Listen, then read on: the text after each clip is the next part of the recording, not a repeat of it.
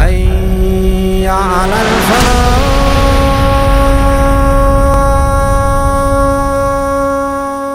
اعوذ باللہ من الشیطان اللعین الرجیم. بسم اللہ الرحمن الرحیم.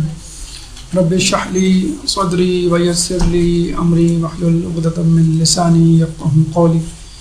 ان اللہ وملائکتہ یصلون علی النبی یا ایھا الذین آمنوا صلوا علیہ وسلموا تسلیما.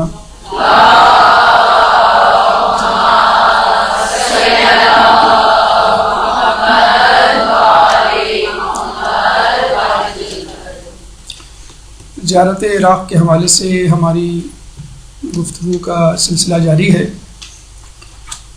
اس سلسلے کی چوتھی نشست اور نجف کی زیارات کے حوالے سے دوسری نشست پیش خدمت ہے.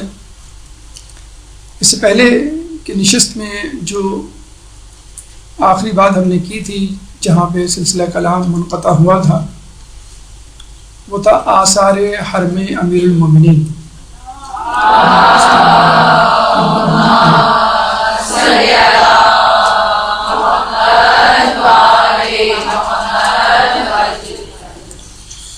یعنی آپ حرم میں داخل ہو گئے اور مولا کی زیارت پڑھ لی، آدم و نوح علیہ السلام کی بھی زیارت سے فارغ ہو گئے.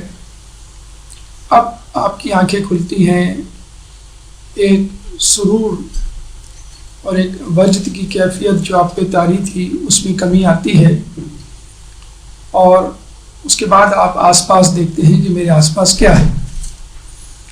اب تک جو حیبلا، اب تک جو کانسیپٹ آپ کے ذہن میں تھا فقط مولا کی ذات مقدسہ تھی، اور بے شک نجف میں مولا کی مقد اور زری بالکل ایسی ہے کہ جیسے انگوٹھی میں نگینہ. چنانچہ آدمی کا، مومن کا سب سے پہلا ہدف یہی ہونا چاہیے کہ میں سب سے پہلے مولا کو سلام کر لوں. اس کے بعد مولا کے ساتھ جو مدفون دو اہم معصوم شخصیات ہیں، انبیاء ہیں، حضرت نوح اور حضرت آدم علیہ السلام، یہ دو افراد.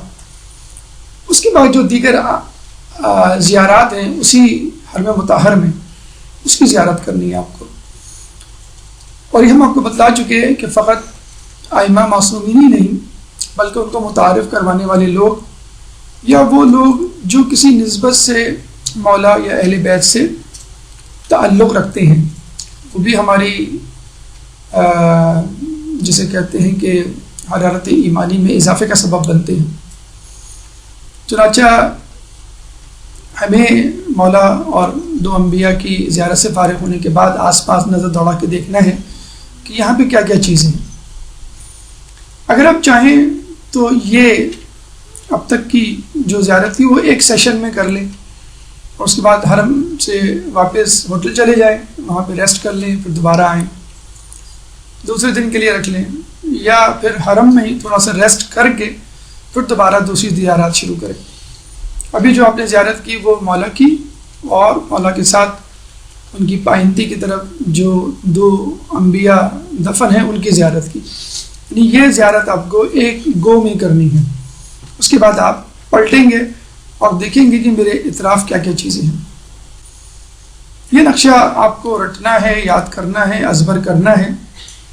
مجموعی طور پہ اس میں 15 اسپاٹس ہیں، 15 چیزیں ہیں جو کہ ہر صورت میں آپ کو دیکھنی ہے. لیکن اس کے علاوہ بھی انشاءاللہ چیزیں ہوں گی، وہ آپ کو ہم دکھائیں گے، بتلائیں گے.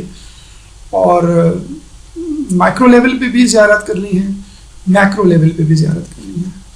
مائکرو لیول یعنی چھوٹی سی چھوٹی چیز بھی دقت کرنی ہے، کوشش کرنی ہے. اور انشاءاللہ جب ہم جیسے جیسے آگے بڑھیں گے تو آپ دیکھیے گا کہ مولا کے حرم میں اور ان کے آس پاس ہر ذرہ جو ہے وہ ایک دنیا لیے ہوئے ہے. اور چشم معرفت ہو تو انسان بہت کچھ لے کر پلٹتا ہے. لیکن اس سے پہلے کہ ہم مولا کی مرقد کے آس پاس نگاہ دوڑائیں، چند نقطے، دو باتیں مقدماتی طور پر یہاں پہ عرض کر دیں کہ جس طرح مولا کی ذات معجزات و کرامات اور اسرار الہی سے پر ہے، اسی طرح خود نجف اشرف اور حرم مطہر امیر المومنین اسراریت، کرامت، معجزات اور روحانیت سے پر ہے. اور حقیقت ہے مولا تو وہ ہیں کہ جس چیز کو ہاتھ لگا دیں اس کو سونا بنا دیں. تو نجف کیا اور نجف کا اعتراف کیا. تو نجف کے بارے میں جیسے کہ ہم نے بتلایا تھا، اس کے 14 سے زیادہ نام، ابھی مزید ہم نے تحقیق کی تو پتہ چلا کہ 28 سے زیادہ نام. اور یہ چاہ رہا ہے کہ جو کچھ آپ کو بتایا پھر دوبارہ سے بتائیں، کیونکہ نئی نئی کتابیں، نئی نئی ویب سائٹس معلوم چل رہی ہیں اس تحقیق میں. باقاعدہ کتابوں کی کتابیں لکھی گئی ہیں فقط حرم مطہر امیر المومنین پہ. ایک ایک کتاب جو ہے وہ لکھی گئی ہے فقط حرم مطہر پہ. تو آپ کو بتلایا گیا تھا کہ ایک نام نجف کا ہے پشت کوفہ یا ظہر کوفہ، اس کا ظہر، اس کا بیرونی حصہ. تو اگر ہم پشت کوفہ کو پشتا کہہ دیں تو بھی کافی ہے. پشتا اگر ہم انگلش میں ٹرانسلیٹ کریں تو اس کا ٹرانسلیشن ہوگا ڈیم. جس طرح ہمارے یہاں ڈیم بنتے ہیں، Tarbela dam, Mangla dam, Kala Bagh dam وغیرہ جو بھی. تو ڈیم کا فعل فنکشن کیا ہوتا ہے، افادیت کیا ہے؟ وہ پانی کو روکتا ہے، پانی کے ریلے کو، پانی کے سیلاب کو روکتا ہے تاکہ یہ پانی آگے چل کر تباہی کا سبب نہ بنے. تو یہ آپ کو سن کے حیرت ہوگی کہ نجف اشرف جیسے ہم نے بتلایا سطح مرتفع سے بلند ہے، مستطیل ہے، اور لوگ وہاں کے جو رہائشی مکین ہیں وہ بتلاتے ہیں کہ یہ اس طرح بلندی پر واقع ہے کہ اگر کبھی بارش، طوفان یا سیلابی ریلا آئے تو یہ اس سیلابی ریلے کو اپنی بلندی کی وجہ سے روکتا ہے اور کوفے میں داخل ہونے نہیں دیتا. تو کوفہ اب تک جو سیلاب سے، طوفان سے، پانی کے ریلے سے بچا ہوا ہے، یہ نجف اشرف کی برکت ہے. اللہم صلی علی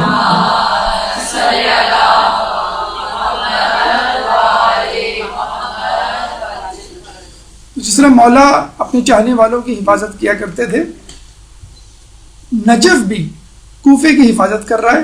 اور آپ کو معلوم ہے کوفے کی حفاظت اہم ترین اقدام میں سے ایک ہے، کیونکہ یہاں پہ وہ اپنا مسکن بنائے گا، یہاں پہ وہ اپنا دارالخلافہ بنائے گا کہ جو ہمیں بچائے گا.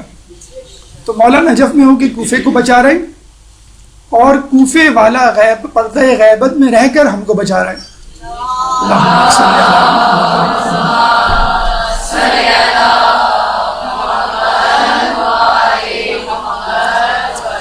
پھر خود حرم کے اسرار الہی بہت زیادہ ہیں، بہت زیادہ معجزات اور کرامات یہاں پہ ظاہر ہوئی ہیں، اور مولا نے اپنے کریم ہونے کا ثبوت دیا، اپنے سخی ہونے کا ثبوت دیا.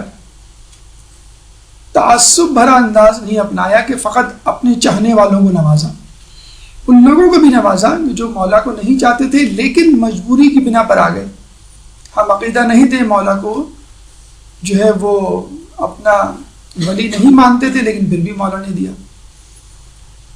روحانیت، معجزات، کرامات انشاءاللہ تذکرہ جیسے جیسے ہم آگے بڑھیں گے واضح ہوتے چلے جائیں گے.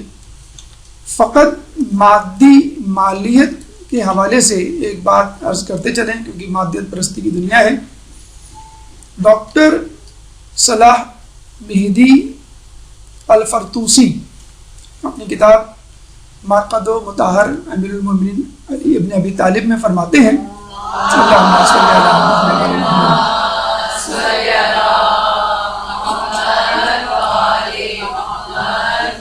کہ جو لوگ حرم مطہر کے متولی ہیں، نگران ہیں، منتظمین میں سے ہیں، اور جن لوگوں کو حرم مطہر میں موجود جو نظر آنے والی چیزیں ہیں اور مدفون جو چھپی ہوئی چیزیں ہیں، جن لوگوں کو ان تمام اشیاء کا اندازہ ہے، ان میں سے ایک فرد نے مجھے کہا، یہ الفرتوسی صاحب نے اپنی کتاب میں یہ بات لکھی ہے کہ اتفاق سے اردو میں بھی اویلیبل ہے، چاہیں تو آپ انٹرنیٹ سے ڈاؤن لوڈ کر لیں، ہے عربی میں ترجمہ ہو چکا ہے، محمد تقی صاحب نے اس کا اردو ترجمہ کیا ہے.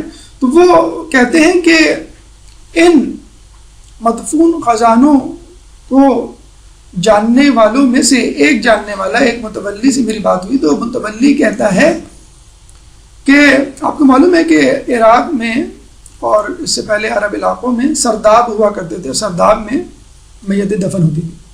تو مولا علی کی جو زری ہے اس کے نیچے قبر ہے، یعنی سرداب میں قبر ہے.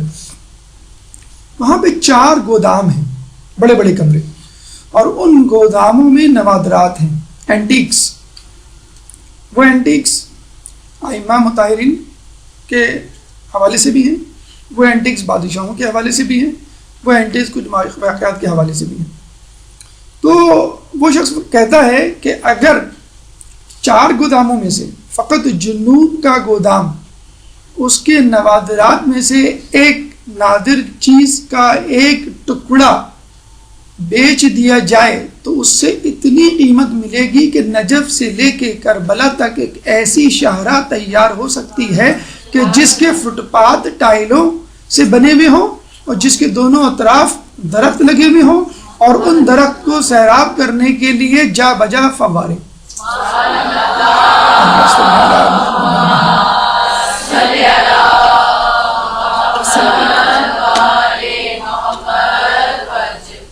مادی حوالے سے فقط 4 گوداموں میں سے ایک گودام کا ایک نادر نمونے کا ایک ٹکڑا اگر بیچ دیا جائے، چاہنے والے بہت ہیں اور واقعی اس کی اہمیت بہت ہے، تو وہ ٹکڑا بیچ دیا. اگر تمام نوادرات بیچ دیے جائیں تو پورا عراق کام پہنچ جائے، ہمیں تیل کی اور گیس کی اور دیگر چیزوں کی ضرورت ہی نہ پڑے.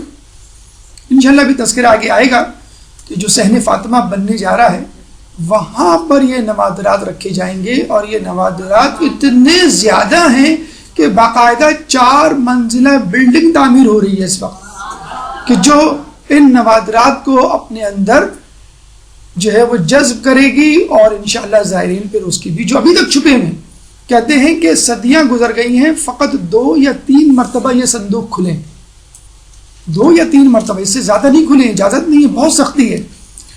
اور یہ جو لوگ حملے کرتے ہیں ناسبی، اور جیسے کہتے ہیں اس زمانے میں ہم نے آپ کو بتلایا تھا عبدالوہاب کی سرکردگی میں، وہ حملے فقط اس لیے نہیں ہوتے، دشمنی میں، لالچ میں بھی ہوتے ہیں، تاکہ یہاں پہ موجود سونا، نوادرات اور اینٹیک جو ہیں ان کو چرایا جائے، ان کو لے کے جایا جائے. لیکن الحمدللہ وہ اس میں کامیاب نہیں ہوئے، اور اس سبب بہت سارے معجزات و کرامات بھی رونما ہوئی. اس کا بھی انشاءاللہ تذکرہ آگے آئے گا. تو مولا کی ذات دین بھی دیتی ہے، دنیا بھی دیتی ہے. مولا کی ذات اپنے والوں کو بھی دیتی ہے اور غیروں کو بھی نوازتی ہے. جو ہم نے پچھلی مرتبہ تذکرہ کیا تھا کہ مولا کی زیارت کے حوالے سے کہ جب آپ جائیں تو وہاں زیارت کریں. قافلے والے عموماً مختلف ڈیٹس اناؤنس کرتے ہیں، تو اگر آپ کسی مخصوص ڈیٹ میں جائیں تو بہت ہی اچھا ہے، ورنہ تو بہرحال جو بھی آپ کو فرصت ملے، جہاں بھی آپ کو موقع ملے آپ چلے جائیں. لیکن اگر یہ ڈیٹس اگر آپ کو مل جائیں تو بہت ہی اچھا ہے. مثلاً فرض کر لیں کہ آپ جو ہے وہ 13 رجب کی اگر ہم ڈیٹس لے لیں تو 13 رجب کی ڈیٹ ہے، 27 رجب کی ہے، 13 رجب ولادت ہے، 27 جو ہے وہ بعثت ہے. اچھا، لوگ کہتے ہیں کہ بعثت کا مطلب ہے رسول اللہ مبعوث ہوئے، تو اس کا کیا تعلق علی سے؟ تو انا و علی نور من نور واحد، کہ میں اور علی ایک ہی نور سے ہیں، میں اور علی اس امت کے 2 باپ ہیں. تو جو واقعہ، جو موقع رسول اللہ سے منسوب ہوگا، ان کی خوشنودی کے حوالے سے اہم ہوگا، وہ واقعہ اور وہ جگہ جو ہے خود مولا علی کے حوالے سے امپورٹنٹ ہوگی. پھر 17 رمضان، 20 رمضان، 21 رمضان، فتح جنگ بدر یا یوم بت شکنی، جب جو ہے وہ مولا نے کعبے میں جو ہے وہ رسول اللہ کے دوش مبارک پہ چڑھ کے بتوں کو توڑا. اچھا، 27 رجب کو صرف مبعوث نہیں ہوئے تھے رسول اللہ، اس دن جو ہے فتح خیبر بھی ہوئی تھی. پھر 17 شوال روز مواسات جنگ احد، یعنی جنگ احد میں رسول اللہ جب دشمنوں میں گر گئے تو یا علی مدد کہہ کے علی کو پکارا تھا، تو وہ دن بھی بہرحال امپورٹنٹ ہے. اور یہی دن اتفاق سے رد شمس بھی ہے. وہ علی جو میدان جنگ میں دشمنوں کو بھگا سکتا ہے، وہ علی سورج کو بھی پلٹا سکتا ہے. پھر پہلی ذی الحج روز معموریت آیات براءت مشرکین، سورہ براءت جو مولا علی گئے تھے، پہلے کوئی اور گیا تھا، پھر اس کو واپس بلوا کے اللہ نے مولا علی کو بھیجا. پھر 9 ذی الحج در خانہ علی کا حکم، یعنی تمام دروازے بند کر دیے گئے تھے، اور جو ہے علی کا دروازہ علی کے گھر کا دروازہ بدستور کھلے رہنے کا حکم دیا تھا، جو کہ پہلے مسجد نبوی میں باقی دروازے کھلتے تھے۔ یہ روز عرفہ بھی ہے۔ عموماً لوگ جو عمومی اہمیت ہے اس کو تو یاد رکھتے ہیں، جو خصوصی مناسبت اہل بیت کے حوالے سے عموماً وہ حذف کر دی جاتی ہے یا کسی سازش کے تحت لوگوں سے چھپا دی جاتی ہے، تو ہمیں اس کا اہتمام کرنا ہے کہ وہ نسبتیں بھی ہمیں یاد رہنی چاہیے جو عمومی کے علاوہ اہل بیت سے خصوصی طور پر منسوب ہے۔ پھر 9 ذی الحج یوم عرفہ در خانہ، 18 ذی الحج یوم غدیر خم، یقیناً ایک اہم ڈیٹ ہے۔ 24 ذی الحج روز مباہلہ، اور یہ وہی دن کہ آیت ولایت نازل ہوئی اور مولا نے جو ہے اپنی انگوٹھی دی۔ 25 ذی الحج سورہ حل اتی، جب تین دنوں میں اہل بیت نے جو ہے وہ روزے رکھے، اپنی روٹی کو سائلوں کو دیا، مانگنے والوں کو۔ ازدواج فاطمہ بھی اسی دن ہوا، بیت خلافت مولا علی بھی اسی دن ہوئی۔ پہلی ربیع اول شب ہجرت کے جو شب نیند قرار پائی کہ جس دن مولا علی کو بہت سکون کی نیند آئی، ورنہ ان کی تمام راتیں جو ہیں وہ عبادت میں گزرتی تھیں۔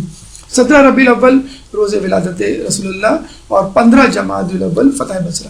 تو اگر یہ ڈیٹس اگر آپ کو مل جائیں تو بہت ہی اچھا ہے، آپ ان ڈیٹس میں جائیں اور اس مناسبت سے مولا علی کے کارنامے، مولا علی کے معجزات اور کرامات یاد رکھیں، ورنہ جو ڈیٹ آپ کو مل جاتی ہے آپ بسم اللہ کریں اور کوئی موقع جو ہے وہ نہ چھوڑیں۔ جب آپ زیارات پڑھتے ہیں تو یاد رکھیں کہ اچھا یہ میں آپ کو بتا دوں، مفاتیح اس حوالے سے بہت کام کی کتاب ہے، اور ماشاءاللہ شیخ عباس قمی نے مفاتیح کو جس انداز سے لکھا ہے، جس تقدس سے لکھا ہے، وہ یقیناً جو ہے قابل تحسین ہے۔ تو مفاتیح 3 حصوں میں تقسیم ہوتی ہے۔ ایک حصہ جو ہے وہ یومیہ عبادات کے حوالے سے، اعمال کے حوالے سے، اور دوسرا حصہ ماہانہ اعمال کے حوالے سے، ماہ محرم، ماہ رمضان وغیرہ کے اعمال۔ تیسرا حصہ زیارات سے متعلق ہے، جو عموماً ہم اگنور کر دیتے ہیں۔ ہم ڈیلی بیسس پہ تعقیبات پڑھ رہے ہوتے ہیں، دعائیں پڑھ رہے ہوتے ہیں، ہم جو ہے ماہانہ طور پہ جو ہے وہ اعمال انجام دے رہے ہوتے ہیں، لیکن زیارات کو بھول جاتے ہیں۔ تو 1/3 آف آپ کی مفاتیح جو ہے وہ زیارات پر مشتمل ہے، تو اس کو پڑھیے خصوصی طور پہ جب آپ زیارات پہ جائیں تو ضرور پڑھیے۔ زیارات پہ نہیں بھی جا رہے تو ہم آپ کو پہلے بتا چکے ہیں کہ روایتوں میں بھی آیا ہے کہ نہ بھی جاؤ تو چھت پہ جا کے دائیں بائیں دیکھو اور مولا کی یا سید الشہداء کی قبر مبارک کی طرف رخ کر کے اپنی زیارت پڑھ ڈالو، کوئی مسئلہ نہیں، وہ بھی زیارت قبول ہو جائے گی۔ تو زیارات جو مولا کی منقول اور مذکور ہیں کتابوں میں، وہ 2 قسم کی ہیں، مطلقہ اور مخصوصہ۔ مطلقہ یعنی وہ زیارات جو کسی خاص دن سے مخصوص نہیں ہیں، آپ جب چاہیں پڑھ لیں، جس دن آپ پہنچیں وہ زیارت پڑھ لیں، گھر میں بیٹھ کے وہ زیارت پڑھ لیں، کسی بھی دن پڑھ لیں۔ اس میں دوسری زیارت بہت زیادہ مشہور ہے، جس کا تذکرہ ہم نے لاسٹ ٹائم کیا تھا، زیارت امین اللہ۔ تو زیارت امین اللہ کو الگ سے نہ سمجھا جائے، یہ مطلقہ جو 7 زیارات مفاتیح میں مذکور ہیں، اس میں دوسری زیارت کا نام زیارت امین اللہ ہے، اور بہت مشہور زیارت ہے۔ زیارت مخصوصہ ہم نے جیسے بتایا کہ ہر دن کے حوالے سے، خصوصی ایام کے حوالے سے، جیسے 18 ذی الحج کے حوالے سے، جیسے 27 رجب کے حوالے سے، یہ بھی مفاتیح میں موجود ہے، اس کو ضرور پڑھیے۔ عموماً نہیں، الحمدللہ ہر وقت جب بھی آپ حرم میں داخل ہوں گے تو مفاتیح وہاں موجود ہوتی ہے، بس یہ ایک مسئلہ ہے کہ یا تو اردو فارسی میں ہوگی یا عربی میں ہوگی۔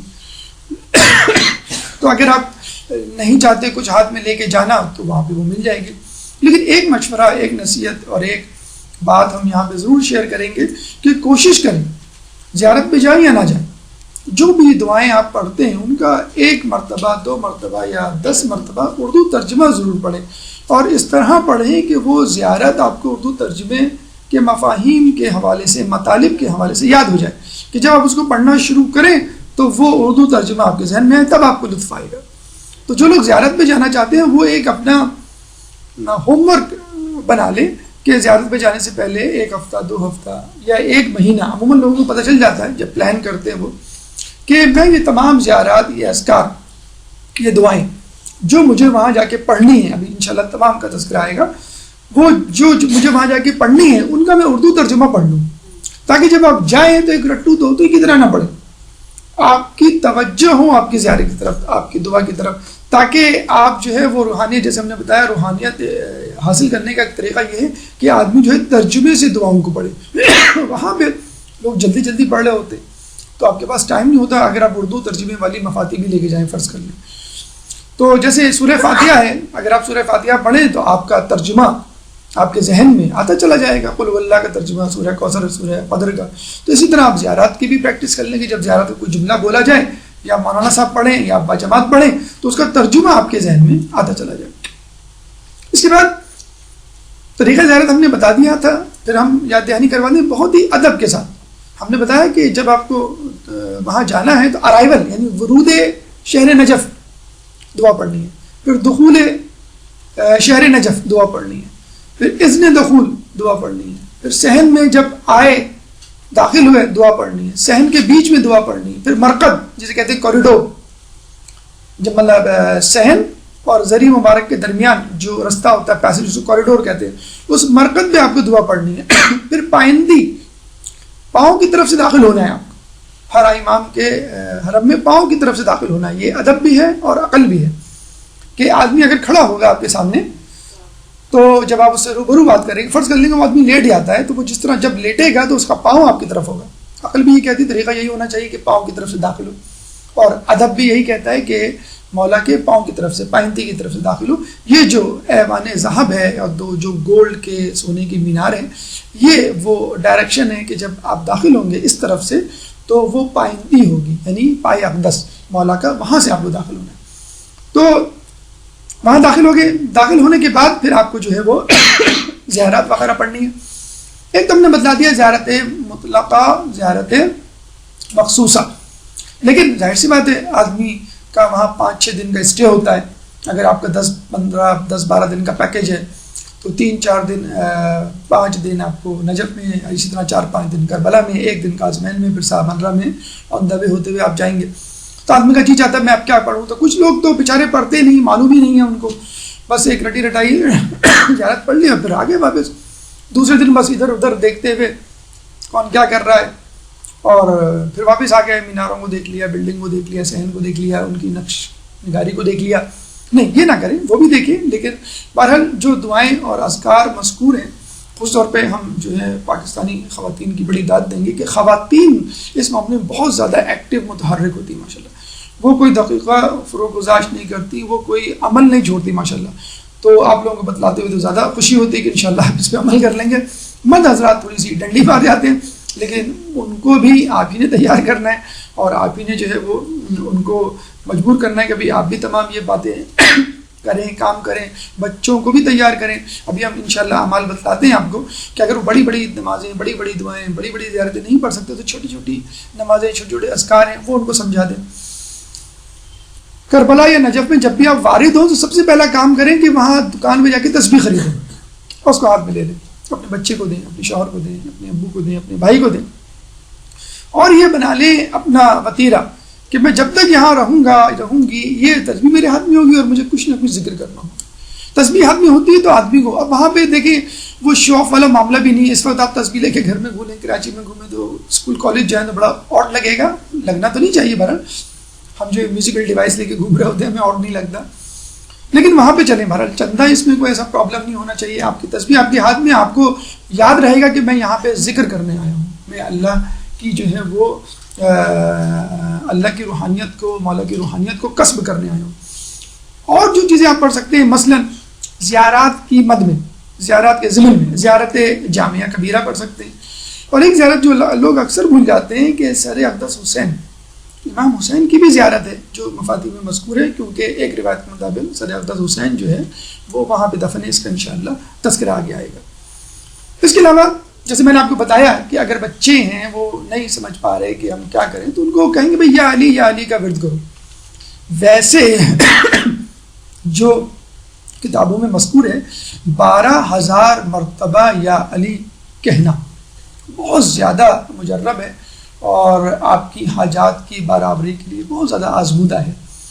رزق کے حوالے سے کوئی پرابلم ہو، آپ کو اولاد کے حوالے سے پرابلم ہو، عزت و ناموس کے حوالے سے کوئی پرابلم ہو، رشتے ناتوں کے حوالے سے کوئی پرابلم ہو، فرض کی ادائیگی کے حوالے سے آپ کو کوئی پرابلم ہو، 12,000 مرتبہ یا علی یا علی یا علی یا علی علی علی فقط اگر آپ یہ کہیں یہ اور اس جیسے بہت سارے اذکار آپ کو آیت اللہ عبد الکریم کشمیری کی کتاب الفین مجربین، یعنی 2000 مجرب نسخے یا 2000 مجرب اذکار، آیت اللہ عبد الکریم کشمیری کے بارے میں کہا جاتا ہے کہ یہ سید الشہداء کے حرم میں دفن ہے اور اپنے زمانے میں بہت زیادہ مقدس روحانی شخصیت ہوا کرتے تھے، اور اتنے زیادہ مستند کہ آیت اللہ خوئی کو اگر کبھی استخارہ نکلوانا ہوتا تھا تو آیت اللہ عبد الکریم کشمیری سے نکلوایا کرتے تھے. تو انہوں نے اپنی کتاب میں اس ورد کا جو ہے 12,000 مرتبہ یا علی کا تذکرہ کیا ہے. یہ آپ کریں. ناد علی 110 مرتبہ اگر آپ پڑھ سکتے ہو تو پڑھیں اور پھر اپنی حاجات جو ہے وہ اللہ سے مانگے. تسبیحات اربع کا جتنا زیادہ تذکرہ کر سکتے ہیں اور ورد کر سکتے ہیں وہ کریں. اس کے علاوہ سرحانے مولا علی کے کھڑے ہو کے 14 مرتبہ اللہم انی اسألک بحق فاطمۃ و ابیہا و بعلہا و بنیہا و سر المستودع فیہا، کہ میں جو ہوں بحق فاطمہ، ان کے والد، ان کے شوہر اور ان کے 2 بیٹوں اور وہ اسرار الہی جو ان میں چھپے ہوئے ہیں، ان کے حق سے، ان کے وسیلے سے اللہ میں تجھ سے یہ چیز مانگتا ہوں، یہ چیز مانگتی ہوں. تو جو چیز آپ کو چاہیے 14 مرتبہ یہ ذکر کر کے انشاءاللہ مانگے تو وہ حاجت پوری ہوگی. دعا میں دعائے کمیل، دعائے جوشنی کبیر، دعائے توبہ، کوئی مشکل کام نہیں. دیکھیے 5 دن آپ کو گزارنے، 5 دن کا مطلب ہے کہ 24 گھنٹوں کے حوالے سے اگر ہم بات کریں تو کم از کم 100 سے زیادہ گھنٹے آپ کے پاس موجود ہیں. اور اگر یہ جتنے بھی اعمال میں نے ابھی آپ کو بتا رہا ہوں یا بتانے جا رہا ہوں یہ 3-4 گھنٹے سے زیادہ کے نہیں ہیں، 5 گھنٹے سے زیادہ کے نہیں ہیں. اگر آپ بیٹھ جائیں اور کیلکولیٹ کریں اسٹاپ واچ لگا کے کہ مجھے یہ اذکار کرنے، یہ دعائیں، یہ نمازیں 5 گھنٹے سے، تو 5 دن تو بہت بڑی بات ہے. جو لوگ یہ کہتے ہیں کہ بھئی ہم نے اعمال کر لیے، اذکار کر لیے، بس کافی ہے، اب جو ہے بس ہم گھومنے آئے، اب ہم جو ہیں وہ گھومنے کے آئیں، پھر آپ شاپنگ کے لیے نکل جائیں گے، پھر آپ گپ شپ میں لگ جائیں گے، پھر وہی اپنی کراچی یا اپنے ملک کی باتیں شروع ہو جائیں گی. تو آپ یہ پہلی فرصت میں ذہنی طور پہ جیسے ہم نے کہا تھا پریزنٹ رہنے کا ایک طریقہ یہ ہے کہ جو اعمال ہیں ان کو لفظ بہ لفظ، حرف بہ حرف ادا کیا جائے. اس کے علاوہ نماز جعفر طیار، نماز امام زمانہ، 2 رکعت نماز جس میں پہلی رکعت میں سورہ یاسین، دوسری میں سورہ رحمان. نہیں یاد کوئی مسئلہ نہیں ہے، آپ جو ہے اس کو دیکھ کے پڑھ لیں. نماز امیر المومنین 4 رکعت ہے، 2 رکعت کر کے پڑھنا ہے. ہر رکعت میں 50 مرتبہ قل اللہ. ایک اسی طرح کی نماز ہم نے 2 رکعت آپ کو بتلائی تھی، اس میں جو ہے وہ 5 مرتبہ تھا، اس میں جو ہے وہ 50 مرتبہ. اسی طرح نماز حاجات وہاں خصوصی طور پہ پڑھی جاتی ہے. کوئی بہت بڑا مسئلہ ہے، کوئی بہت بڑا ایشو ہے، کوئی بہت بڑی مصیبت ہے جو آپ پہ فرض کر لیں آن پڑی اور آپ کو کسی طرح اس سے نکلنا ہے اور مسئلے کو حل کرنا ہے، تو 2 رکعت نماز حاجات اس طرح پڑھنی ہے کہ ہر رکعت میں 4 قل جو آپ کے ہیں، 4 قل کے علاوہ سورہ قدر، سورہ نصر اور سورہ اعلیٰ، 4 اور 3 7 سورے ہر رکعت میں، اور 2 رکعت نماز آپ کو پڑھنی ہوگی.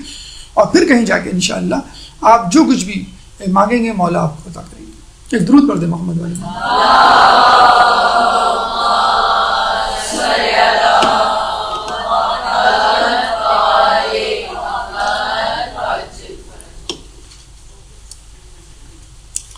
اس کے بعد زیارت آدم علیہ السلام کرنی مفاتی میں منقول ہے، مذکور ہے.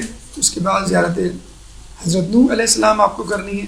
یہ پرنٹ آؤٹ انشاءاللہ آپ کو مل جائے گا، آج تو نہیں، انشاءاللہ نیکسٹ ویک. اس میں تمام یہ اذکار لکھے ہوئے ہوں گے، اگر آپ نہ بھی لکھے تو انشاءاللہ کوئی مذائقہ نہیں. اچھا اب تک کی جو آپ یہ آپ کے اعمال ہیں، اگر آپ چاہیں تو یہ ایک گو میں کر لیں. اس میں تھکن بھی ہوگی، آپ فوراً گئے ہوئے بھی ہوں گے، فرسٹ ٹائم ہوگا، اور ظاہر سی بات ہے فرسٹ ٹائم کے اذکار و اعمال تھوڑا سا جو ہے آدمی کی انرجی لیتے ہیں، آدمی جو ہے وہ ایڈجسٹ ہوتے ہوتے ٹائم لگتا ہے. یا تو ریسٹ کر لیں، یا تو ہوٹل واپس آ جائیں، یا دوسرے دن کے لیے رکھ لیں، جو بھی رکھ لیں. اس کے بعد آپ فریش جائیں اور دیکھیں کہ وہاں پہ اور کیا کیا چیزیں ہیں، یعنی غیر معصوم اور ایسی جگہ جس سے کوئی واقعہ یا کوئی معجزہ یا کرامت جو ہے منسوب ہے. اور انشاءاللہ یقین کریں آپ بہت سیر ہو کے واپس آئیں گے. ایک تو ہوتا ہے نا کہ آپ ایک مین ڈش کھا رہے ہوتے ہیں، مین ڈش کے ساتھ جو ہے رائتا بھی مل جائے، کیچپ بھی مل جائے، فرینچ فرائز بھی مل جائے، یہ تمام چیزیں تو آپ کو مزہ آ جاتا ہے. پکوڑے آپ بغیر چٹنی کے کھائیں، آپ کو کیا مزہ آئے گا. تو آدمی کہتا ہے یہ تمام لوازمات ہو تو کیا ہی مزہ ہے. تو ٹھیک ہے، مولا کی زیارت کے لیے جا رہے ہیں، مولا کی معرفت حاصل کرنے جا رہے ہیں، لیکن ان لوگوں کو نہیں بھولیں جن لوگوں نے ہمیں مولا کی معرفت کروائی. یقین کریں یہ لوگ نہ ہوتے جنہوں نے کتب اربع لکھی یہ لوگ نہ ہوتے کہ جنہوں نے ہمیں مسائل سے آگاہی دی، تاریخ لکھی، بحر الانوار کے لکھنے والے علامہ مجلسی، یہ نہ ہوتے تو ہمیں کیا پتہ چلتا، روایتوں میں نہیں پتہ چلتا. اور علماء بھی ایسے یقین کریں، جب آپ سنیں تو آپ کہیں گے کہ یہ تو آپ ان لوگوں کو علی سے ملا رہے ہیں. جب علی کے فضائل بیان کرتے کرتے لگتا ہے کہ آپ خدا سے ملا رہے ہیں تو علی کے ماننے والوں کی باتیں کرتے کرتے نہیں لگے گا کہ ہم ان کو علی سے ملا رہے ہیں. جب آپ نکلیں گے، اچھا نکلیں گے تو آپ بیکورڈ موو کریں گے، پلٹ کے نہیں موو کریں گے، بیک آپ کی زری پہ نہیں ہونی چاہیے، یہ سوء ادب ہے. جب آپ نکلیں تو الٹے پاؤں نکلیں. علماء عالم کا اور تمام ظاہرین کا یہ طریقہ ہے اور اس پہ پوری طرح کاربند رہے. جب آپ نکلیں تو الٹے پاؤں نکلیں، بیک زری کی طرف نہیں ہونی چاہیے. کہاں سے نکلیں گے آپ؟ ظاہر سی بات ہے پھر پانتی کی طرف واپس آئیں. آپ پانتی کی طرف سے آپ نے شروع کیا، پھر جو ہے آپ زری پہ گئے، پشت با قبلہ اور روح با زری ہوئے، پھر سرحانے گئے اور پھر سرحانے جو ہے وہ مولا کی زیارت، آدم و نوح علیہ السلام کی زیارت وہ پڑھ لیا آپ نے. اب دوبارہ آپ پانتی کی طرف آئیں اور وہاں سے آپ بیکورڈ سفر شروع کریں تو آپ کہاں پہ واپس پلٹیں گے؟ یہ جو ایوان طلا ہے یا سونے کا بنا ہوا ایوان ہے اور جو 2 میناریں ہیں جن میں 14,000 سے زیادہ سونے کی اینٹیں جو ہے لگی ہوئی. اچھا اس میں بھی ایک معجزہ ہو چکا تھا. ایک غریب شخص آیا، اس نے کہا مولا اتنی ساری اینٹیں، ایک اینٹ مجھے بھی دے دیں. مانگنے والے تو مانگتے ہیں، اب ظاہر بات ہے بعض اوقات تو آکورڈ بھی لگ رہا ہوتا ہے، لیکن مولا کے لیے کوئی چیز آکورڈ نہیں ہوتی. اسی بات اینٹ گری اور اسے اٹھا لی.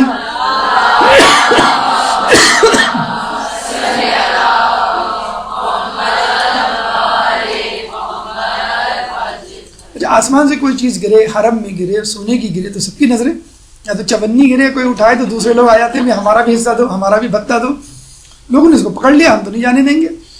اس لیے نہیں کہ خیانت، اس لیے نہیں حسد، ہمیں بھی دو. اب سونے کو کیسے توڑے؟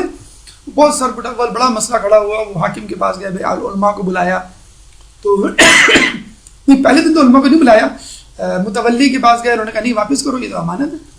دوسرے دن گیا، پھر اس نے دعا مانگی، اے مولا اتنی ساری اینٹیں ایک تو دے دیں، اس دفعہ میں چھپا کے لے جاؤں گا. پھر گری اینٹ، پھر جانے لگا، پھر اس کو پکڑ لیا، پھر مار پیٹ شروع ہوئی.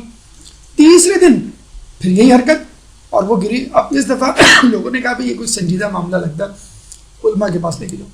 تو اس زمانے میں جو غالباً سید مہدی بر العلوم تھے ان کے پاس لے کے گئے تو انہوں نے کہا کہ ہاں اس کو لے جانے دو. تو وہ خاص ہی اس کو لے جانے دی. اب اس طرح آپ کو معلوم ہوگا کہ بعض اوقات تو تقویٰ پرہیزگاری بھی ضرورت نہیں ہوتی، ایک شوق ہونا چاہیے. ایک بچہ ہے نا، عموماً سب سے نافرمان بچہ سب سے زیادہ ضد کرتا ہے ماں سے. ماں کیا کہتی ہے؟ یہ لو لو مرو، جان کھا دی، جان جو ہے مصیبت میں کر دی ہے. اور جو فرمانبردار بچہ ہوتا ہے، بیٹا آپ تو سمجھدار ہو نا، ابھی جو ہے پکوڑے جو ہیں وہ پکے نہیں ہیں، ابھی بوٹی گلی نہیں ہے، گوشت گلا نہیں، تم کو بعد یہ بے صبر ہے، اس کو دے دوں پہلے. مولا ایسے لوگوں کو جلدی دے دیتے ہیں. مانگنا آنا چاہیے، بس آپ بیٹھ جائیں، بلبلائیں. بھائی دیکھیں نا، اسماعیل علیہ السلام بھی تو بلبلائے تھے نا، کیسی ایڑیاں رکھ لی تھی، کیسے چشمہ نکل گیا. اب آپ بھی کہیں گے مولا میں تو نہیں جانے گا، آپ کچھ بھی کر لیں میں تو نہیں جاؤں گا، یہیں مروں گا. میں اپنا جو ہے سوال کا جواب ابھی میں آپ کو ایک قصہ سناؤں گا اختتام پر کہ کس طرح مولا نے ایک شخص کو نوازا. تو بہرحال اس جگہ سے آپ کو واپس آنا ہے. ابھی دیکھیں جیسے آپ واپس آئیں گے تو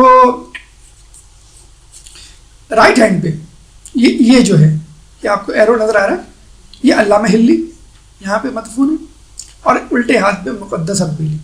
یقین کریں لوگ کئی مرتبہ زیارت کر کے آ جاتے ہیں اور ان بیچاروں کو یہ نہیں معلوم ہوتا ہے اتنے مقدس، اتنے معتبر، اتنے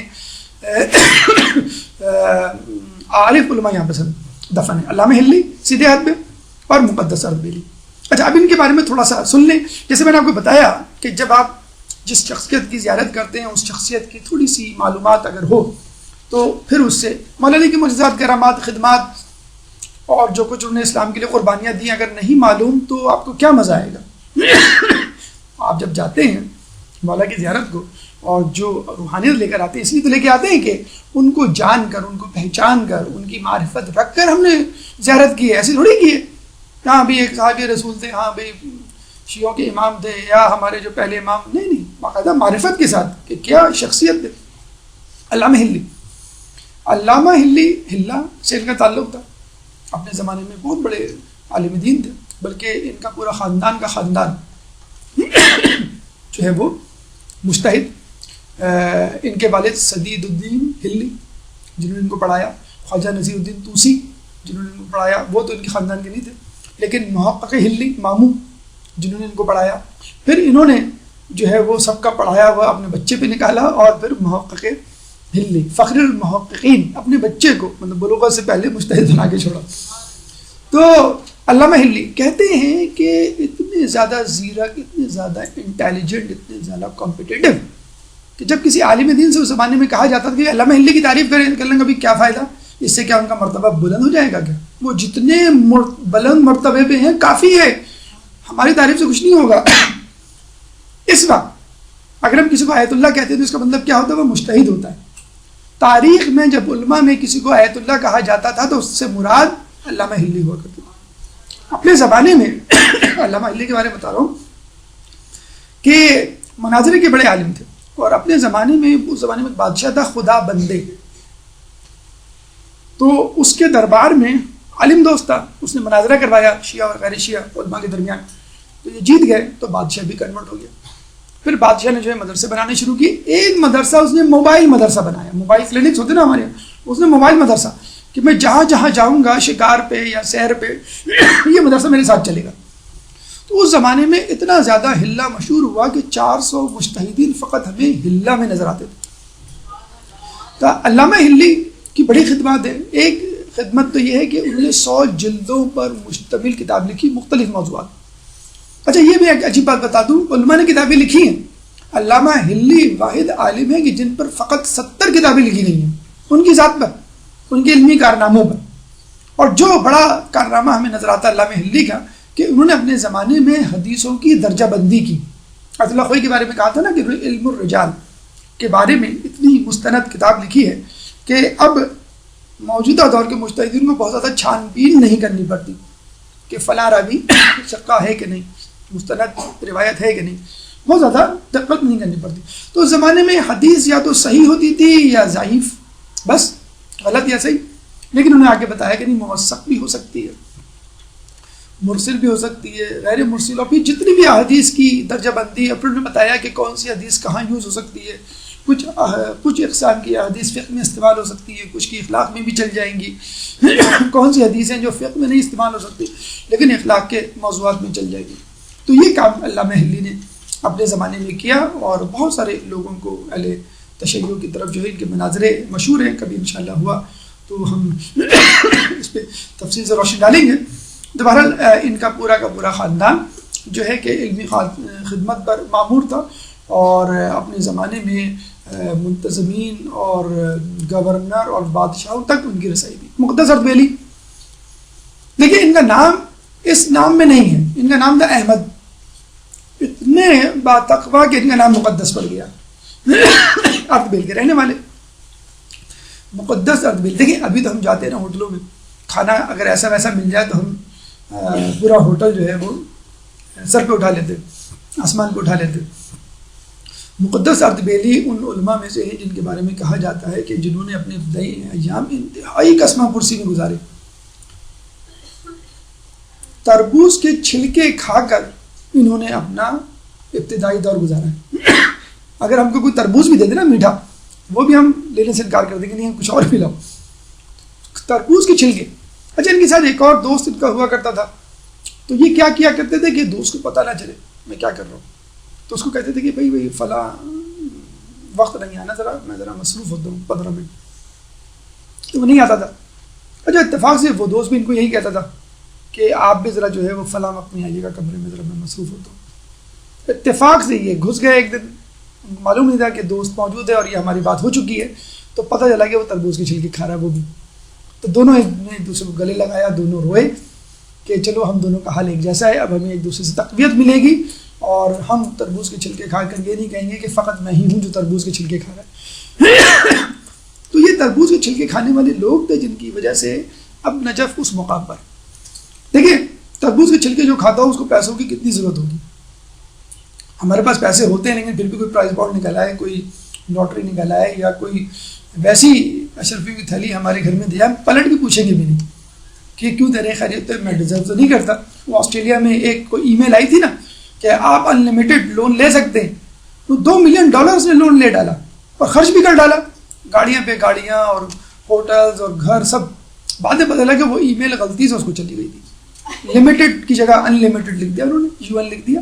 اب ظاہر سی بات ہے کوئی ان لمیٹڈ اگر آپ کو یہ لکھے کہ آپ کو ان لمیٹڈ لون پے کرنا ہے، آپ غصے میں آپ کا بجلی کا بل 500 روپے زیادہ آ جاتا تو آپ KC کے آفس پہنچ جاتے ہیں.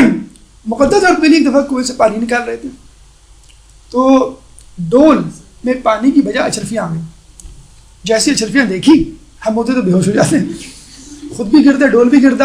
انہوں نے فوراً ڈول واپس پھینک دیا. کیا کرے، اے اللہ میں نے پانی مانگا تھا اشرفیہ نے. دوسری دفعہ ڈول ڈالا نکالا، اس دفعہ بھی اشرفیہ. ہم ہوتے تو کیا کہتے، پہلی مرتبہ تو یہ کہتے اللہ خدا کا شکر تو نے سن لی، کتنے عرصوں سے تربوز کے چھلکے کھا رہے تھے، چلو اب جو ہے تربوز کھائیں گے. دوسری مرتبہ ہم کیا کہتے، اللہ ہم تو نہیں چاہتے لیکن اگر تو یہی چاہتا ہے تو بس. دوسری مرتبہ بھی مقدس ارد بلی نے یہی کہا کہ اللہ میں نے تجھ سے پانی مانگا اشرفیہ نے. ٹھیک. کچھ عرصے بعد ایک شخص آیا اور جب ان کی یہ حالت دیکھی تو 1000 اشرفیہ ان کو زبردستی دے کے گیا کہ آپ کو یہ استعمال کر لیں، میں قسم دیتا ہوں. اب لے لیے بغیر کوئی چارہ ہی نہیں تھا. انہوں نے رکھ لی وہ اشرفیہ. اگلے دن صبح جو ہے نماز شب کے لیے اٹھے، غسل کرنا تھا ان کو. غسل حمام میں ہوتا تھا، حمام باہر ہوتا تھا اور اس کے کچھ پیسے ہوتے تھے حمام میں نہانے کے. وہ گئے، نوک کیا. جانے پتہ نماز شب ہماری طرح تو نہیں، ایزیسٹ وے، ایزی لوڈ کی طرح پڑھ لی آپ نے فوراً مغربین کے بعد. وہ نماز فجر والی نماز شب پڑھتے تھے. تو گئے، نوک کیا کہ اللہ مجھے نہانا ہے. کہنے لگے یہ تو کوئی وقت نہیں ہے، نماز فجر کی اذان کے وقت کھلے گا حمام. انہوں نے کہا کہ تم ایسا کرو تھوڑے سے پیسے زیادہ لے لینا، ابھی دروازہ کھول دو، مجھے نہانا ہے، میری نماز شب نہ چھوڑیے. میں کتنے دو گے؟ کتنے میں تم جتنے کہو. کہ اچھا میں دگنے لوں گا، 10 درہم تو میں 20 درہم لوں گا. اس نے کہا ٹھیک ہے لے لینا. کہ نہیں اس سے زیادہ لوں گا. کہ چلو ٹھیک ہے تم لے لو. کتنے لینے؟ مجھے جو ہے وہ 100 درہم چاہیے. کرتے کرتے کرتے 500 پھر 1000 درہم یا 1000 اشرفی پہ آ گیا وہ. اس نے کہا ٹھیک ہے کوئی مسئلہ نہیں. تو دروازہ کھول کے دیکھا یہ کون پاگل ہے جو 1000 اشرفیہ دینے کے لیے تیار ہے. دیکھا تو مقدس ارد بلی اشرفی کی تھیلی لے کے کھڑے ہوئے تھے. اس نے اشرفی پکڑائی، فوراً غسل خانے گئے، نہائے، نماز شب پڑھی. تو جو شخص نماز شب کے بدلے 1000 اشرفی دیتا ہو تو کیا اس کا درجہ ہوگا.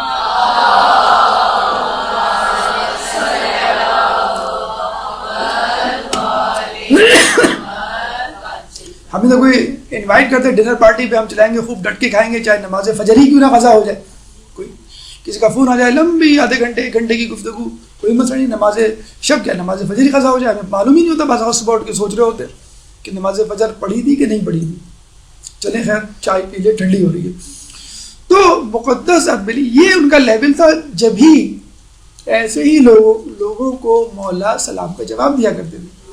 ایسے ہی لوگوں کے لیے کہا جاتا ہے مقدس ارد بلی رات کے وقت جب حرم میں داخل ہوتے تھے تو قفل خود بخود ٹوٹ جایا کرتے تھے. یہی مقدس ارد بلی ہے کہ جب پرچی پہ سوال لکھ کے اندر پھینکتے تھے کہ مجھے آج ہی سمجھ میں نہیں آیا، ہم ٹیوٹر کے لیے کہتے تھے نا کہ بھئی یہ ہوم ورک کر لیا، ٹیوٹر سے کہا یہ نہیں سمجھ میں آیا، مولا علی فوراً جواب دیتے تھے. یہی وہ مقدس ارد بلی ہے کہ جن کے لیے مولا نے کہا تھا کہ اس آخری سوال کا جواب میرے بیٹے سے پوچھو فلاں جگہ ہے. وہ مسجد سہلہ گئے، جب امام زمانہ کے پاس پہنچے تو امام زمانہ نے کہا کہ تم ہم سے ملنے نہیں آتے. دیکھیے ایسے ہوتے لوگ. ہم تو وہ ہیں کہ ہم کہتے ہیں مولا اب ہم سے نہیں ملتے، اب ہم سے نہیں ملتے.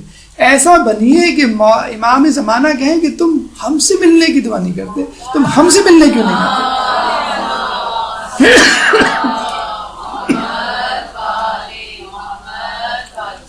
ان کے سر پہ جو اتنا بڑا امامہ نظر آ رہا ہے، اس کے حوالے سے بھی میں نے ایک واقعہ پڑھا ہے کہ ایک دفعہ وہ جا رہے تھے تو وہ کچھ تھا نہیں ان کے پاس. ایک سائل آیا، انہیں امامے میں سے کپڑا نکال کے پھاڑ کے دے دیا.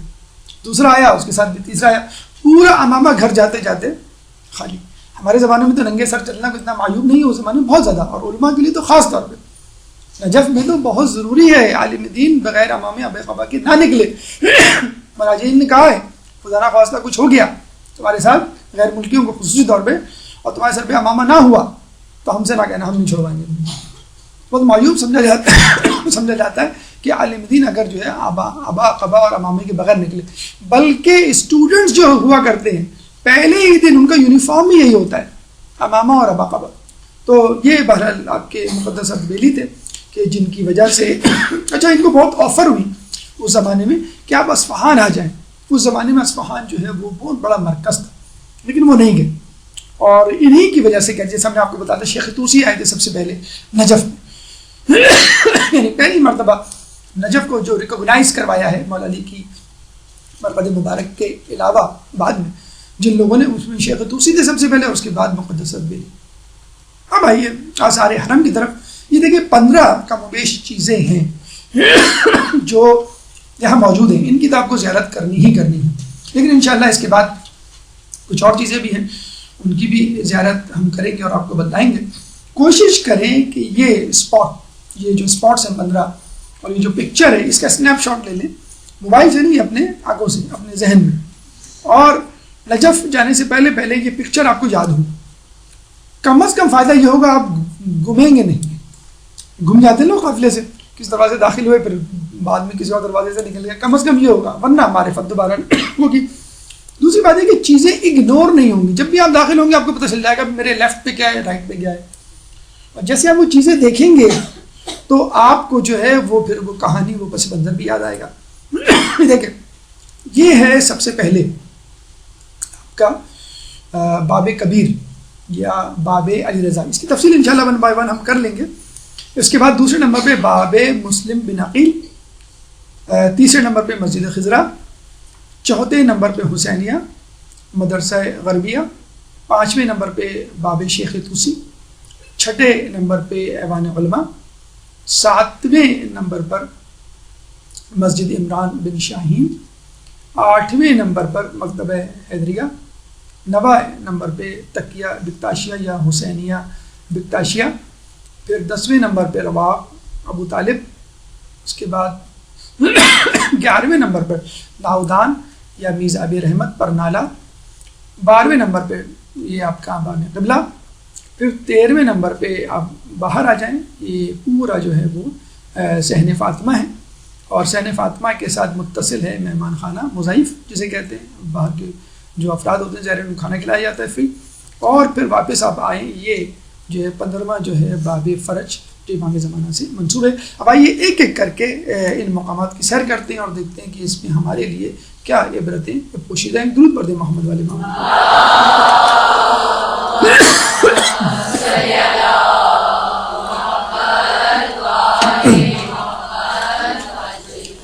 دیکھیں یہ جو ایوان طلا, ایوان ذہب, سونے کا دروازہ جو ہے, اور جو سونے کی 2 مینار ہیں, ہم نے بتایا کہ یہ وہ انٹرنس ہے کہ جہاں پہ آپ مولا کی پائنتی کو اپروچ کریں گے, جائیں گے. ٹھیک ہے, تو بس آپ یہ سمجھ لیجئے اس دروازے پہ داخل ہونے سے پہلے جو حرم کا دروازہ یہ ہے باب امام علی رضا, جس کو باب کبیر, باب ساقہ بھی کہتے ہیں.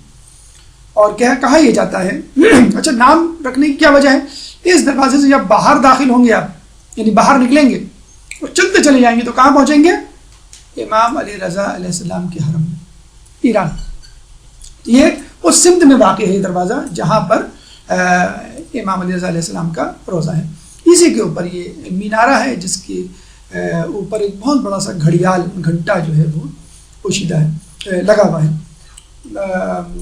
اس کی آوازیں کہا جاتا ہے ایک زمانے میں پورے شہر میں سنائی دیا کرتی تھی, اور عراق کا سب سے پرانا گھنٹہ گھر ہے.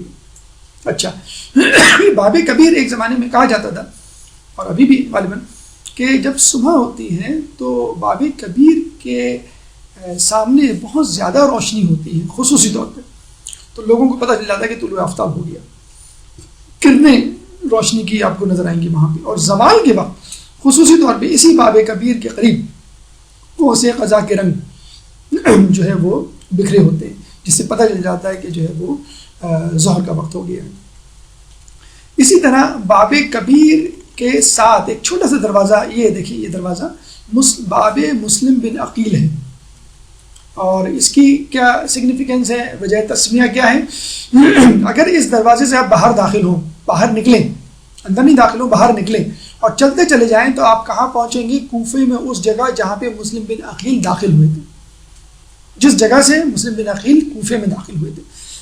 تو یہ بھی باب جو ہے ہمیں مسلم بن عقیل کا جو ہے وہ کی جو ہے وہ ہمیں یاد دلاتا ہے۔ اس باب کے آگے ایک زمانے میں بازار خیاطین تھا، خیاط یعنی درزیوں کا بازار، جہاں پہ ابا قبا جو ہے وہ سی جاتی تھی، لیکن اب توسیع اور تعمیر کی وجہ سے وہ بازار جو ہے وہ ختم کر دیا گیا ہے۔ تیسرے نمبر پہ یعنی یہ جو آپ نے دیکھا باب مسلم بن عقیل، اس کے بعد یہ ریکٹینگولر شیپ کی جو جگہ نظر آ رہی ہے، یہ والی، یہ آپ کو ایرو نظر آ رہا ہے، یہ جو ہے مسجد خضرا ہے۔ مسجد خضرا جیسے کہ نام سے ظاہر ہے، گرین، کہتے ہیں کہ جس عورت نے یہ مسجد بنوائی تھی اس کا نام خضرا تھا۔ وہ عورت عمران بن شاہین کی بہن تھی۔ عمران بن شاہین کون، اس کا تذکرہ آگے آئے گا۔ ایک روایت یہ بھی ملتی ہے تاریخ میں کہ ایک شخص آیا تھا جس نے جب یہ مسجد دیکھی تو اس مسجد کے صحن میں سبزہ اگایا، ہند سے آیا تھا وہ، ہندوستان سے، انڈیا سے، جب سبزہ اگایا تو اس مسجد کا نام مسجد خضرا پڑ گیا۔ یہ تو تاریخی بیک گراؤنڈ تھا، لیکن جو اہمیت اس کو حاصل ہے وہ یہ کہ آیت اللہ خوئی کا درس خارج یہاں ہوا کرتا تھا اور وہاں پہ یہ نماز باجماعت پڑھایا کرتے تھے۔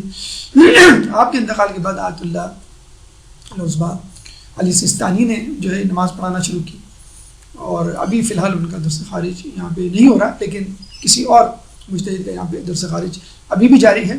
آیت اللہ خوئی کو اسی مسجد کے ساتھ متصل حجرہ نمبر 31 میں دفن کیا گیا ہے، جہاں پہ ان کے بیٹوں کی بھی خبریں ہیں۔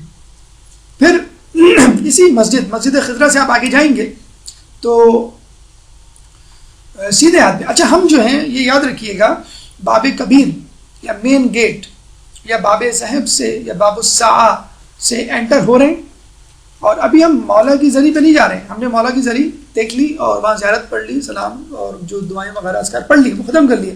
اب آپ چاہتے ہیں کہ میں ذرا حرم کو گھوموں، تو ظاہر سی بات ہے جب پہلی مرتبہ جائیں گے تو آپ کو یہ نہیں کرنا ہے کہ مسجد خضرا جا رہے ہیں اور اب آپ دیکھ رہے ہیں، نہیں، پہلے تو آپ کو زیارت کرنی ہے، پھر دوبارہ آپ واپس آئیں اسی مین گیٹ پر باب کبیر پہ، پھر آپ جو ہے باب مسلم بن عقیل پہ، پھر جو ہے مسجد خضرا پہ، اور پھر تھوڑا سا اچھا ہمیں اینٹی کلاک وائز گھومنا ہے۔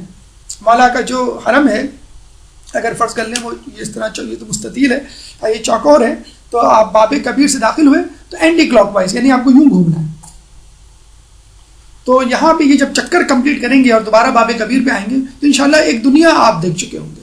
تو یہ چوتھے نمبر پہ حسینیہ غربیہ ہے۔ ایک زمانے میں یہاں پر مدرسہ ہوا کرتا تھا، اس لیے اس کو مدرسہ غربیہ بھی کہا جاتا ہے۔ یہاں پہ طلاب اکرام آیا کرتے تھے، یہاں پہ بیٹھا کرتے تھے، سویا کرتے تھے، کھایا کرتے تھے، یہاں پہ اپنی چیزیں رکھا کرتے تھے، لیکن اب اس کو حسینیہ میں تبدیل کر دیا ہے۔ حسینیہ عربی میں اسی جگہ کو کہتے ہیں جس جگہ کو ہم لوگ اردو میں امام بارگاہ کہتے ہیں۔